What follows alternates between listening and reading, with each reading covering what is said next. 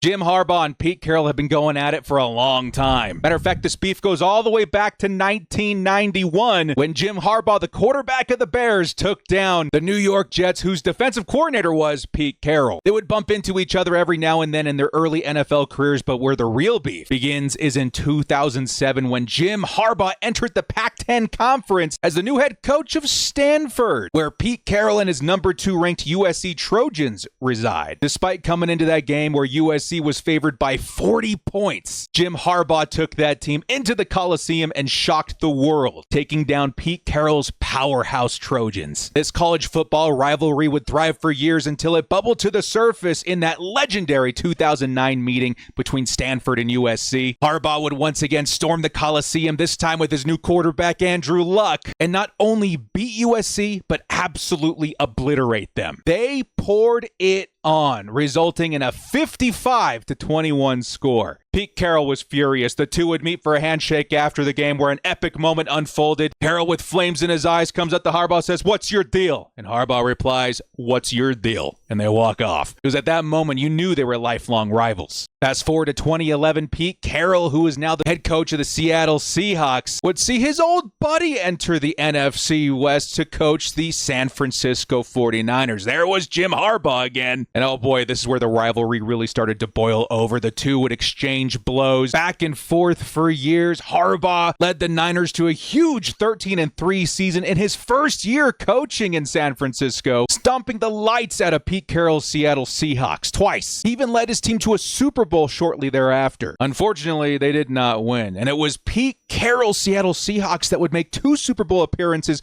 one for the epic victory in 2012. The Seahawks would go on to be an incredible team for many years. Meanwhile, Harbaugh had a difficult time coexisting with the 49ers GM and front office, which ultimately led to a divorce. He would later go on to coach at his alma mater, Michigan, where he would lead the Wolverines to an incredible run, eventually leading up to a national championship in 2023. Fast forward to today, Jim Harbaugh, who joined the Chargers last season, led the team to an 11-win year. Him and Justin Herbert look unstoppable. But don't look now. Here come Pete Carroll and the Vegas Raiders, pitting the two once more against each other head-to-head in the AFC West. This is a matchup decades in the making, one I'm sure Harbaugh and Carroll are excited to prove once and for all who's standing on top.